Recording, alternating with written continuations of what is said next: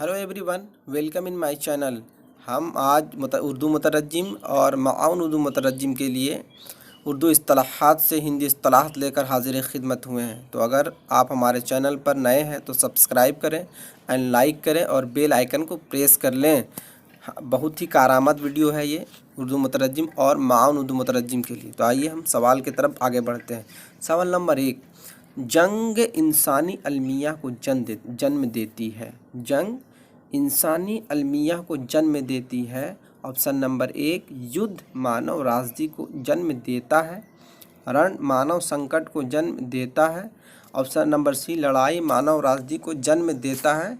और option number D, उपरोक्त सभी। अब ध्यान से पढ़े। जंग कहते युद्ध को, इसका सही हिंदी है युद्ध।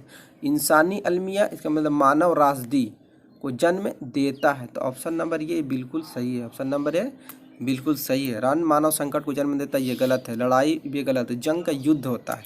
आइए हम अगले सवाल की तरफ बढ़ते हैं। सवाल नंबर 2, सकाफ़ती तनूअ हमारी विरासत है। सकाफ़ती तनूअ हमारी विरासत है। ऑप्शन नंबर ए, सांस्कृतिक विविधता हमारी पहचान है। सांस्कृतिक विविधता हमारा धरोहर है। सांस्कृतिक विविधता हमारा धरोहर है। सांस्कृतिक बहुलता हमारा धरोहर है। तो इसका ऑप्शन नंबर डी बिल्कुल सही है, क्योंकि सकाफ़ती का सांस्कृतिक तनों का बहुलता हमारी विरासत है। विरासत का धरोहर हमारा धरोहर है।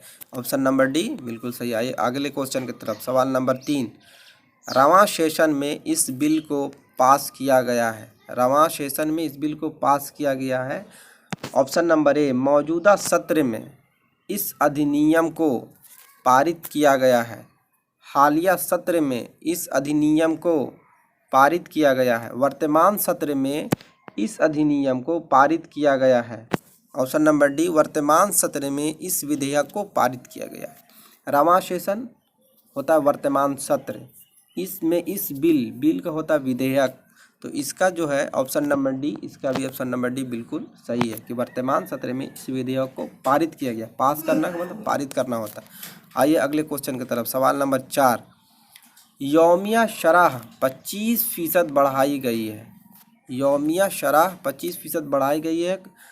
ऑप्शन नंबर ए, रोज़गार भत्ते की दर 25% बढ़ाई गई है। दैनिक भत्ते की दर 25% बढ़ाई गई है। दैनिक मानदेय की दर 25% बढ़ाई गई है। और ऑप्शन नंबर डी, उपरोक्त में से कोई नहीं। गौर से पढ़े। यौमिया भत्ते, यौमिया भत्ता कहते हैं मानदेय को। तो यौमिया मतलब डेली, रोज़ाना होने वाला। तो दैनिक मानदेय की दर 25% बढ़ाई गई है। दैनिक मानदेय की दर, वहाँ भत्ते है तो भत्ता का भत्ते नहीं, तो भत्ता का हिंदी होता है मानदेय, यानी दैनिक मानदेय की दर 25%। ऑप्शन नंबर बिल्कुल सी सही है। ऑप्शन नंबर सी बिल्कुल सही। तो आइए हम अगले क्वेश्चन की तरफ पढ़ते हैं। सवाल नंबर 5, उम्मीदवारों के इंतखाब में अहलियत फैसला कुन आमिल है। 4 ऑप्शन इसके लिए भी हमें दिए गए हैं। उम्मीदवारों के चुनाव में योग्यता निर्णायक कारक है। सवाल नंबर बी, अभ्यर्थियों के चुनाव में योग्यता निर्णायक कारक है। ऑप्शन नंबर सी, अभ्यर्थियों के चयन में योग्यता निर्णायक कारक है। ऑप्शन नंबर डी, प्रत्याशियों के चुनाव में योग्यता निर्णायक कारक है। अब ध्यान से इसको चुनेंगे। उम्मीदवारों के इंतखाब में अहलियत, तो बात आ रही अहलियत की। तो अभ्यर्थी के चुनाव में अहलियत ली जाती है, उसकी काबिलियत ली जाती है। ये अहलियत का माना हो, जैसे आप इंटर पास करेंगे, मैट्रिक पास रहेंगे तब इस फॉर्म को भरेंगे, अहलियत होगी। तो अभ्यर्थियों के चयन में योग्यता निर्णायक कारक है। ये ऑप्शन नंबर सी बिल्कुल दुरुस्त है। तो हम अगले क्वेश्चन की तरफ बढ़ते हैं। सवाल नंबर 6, करेंसी की शक्ल ख़राब करना काबिले सज़ा जुर्म है। और इसके ऑप्शन नंबर ए है, रुपया को बिगाड़ना दंडनीय अपराध है। मुद्रा को बिगाड़ना दंडनीय अपराध है। या मुद्रा को विरूपित करना दंडनीय अपराध है।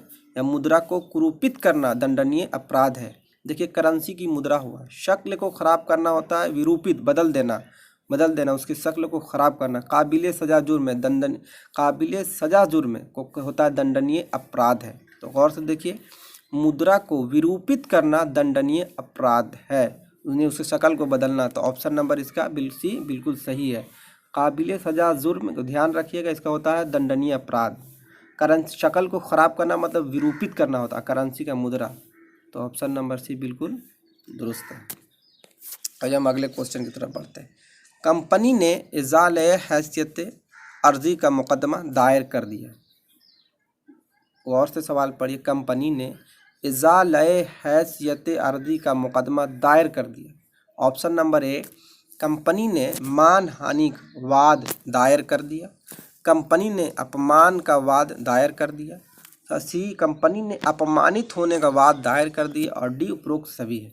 देखिए, कंपनी का तो कंपनी, इज़ाल हैसियत का होता है मानहानि, इज़ाल हैसियत का मानहानि, अर्जी का होता है वाद, मुकदमा दायर कर दिया है। यानी कंपनी ने अपमान का वाद दायर कर दिया है। ये ऑप्शन नंबर बी इसका बिल्कुल दुरुस्त जवाब है। Option number B, option number A इसका बिल्कुल दुरुस्त जवाब है। सॉरी, कंपनी ने मानहानि का इज़ाले है, मैंने जैसे बताया इज़ाले है तो मतलब मानहानि होता है। तो ऑप्शन नंबर ए इसका बिल्कुल दुरुस्त होगा। कंपनी ने मानहानि का वाद दायर कर दिया है। सॉरी दोस्तों, सुधार लीजिएगा। महकमा ने ये फैसला 1 माह के लिए मुलतवी कर दिया। ऑप्शन नंबर ए, विभाग ने यह निर्णय 1 माह के लिए स्थगन कर दिया।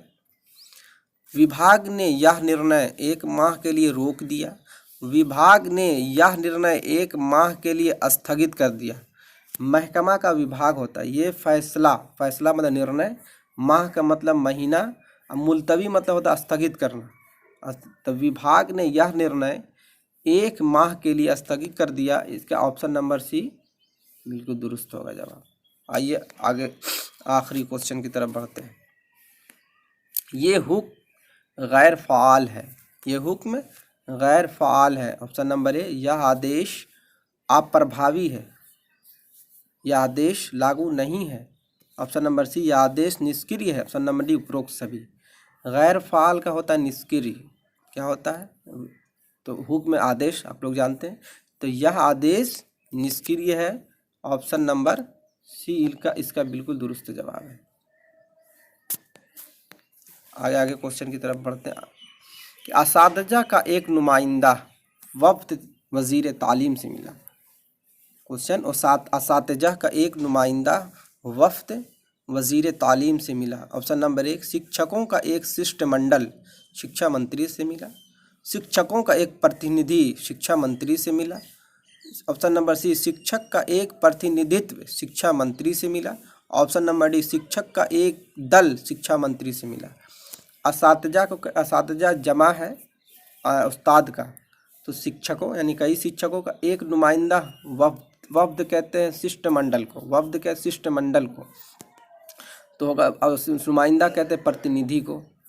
तो इसका क्या होगा दोस्तों? देखो, शिक्षकों का एक शिष्टमंडल शिक्षा मंत्री से मिला, ये होगा। या शिक्षकों का एक प्रतिनिधि शिक्षा मंत्री से मिला, ये होगा। या शिक्षक का एक प्रतिनिधि दल शिक्षा मंत्री से मिला। या शिक्षक का एक दल शिक्षा मंत्री से मिला। तो इसका जो जवाब है वो बिल्कुल ऑप्शन नंबर ए दुरुस्त है। शिक्षकों का एक शिष्टमंडल शिक्षा मंत्री से मिला। तो दोस्तों, अगर हमारा वीडियो आपको पसंद आया हो तो लाइक करें, शेयर करें और सब्सक्राइब करें, बेल आइकन को प्रेस कर लें ताकि जब भी हम वीडियो को अपलोड करें तो सब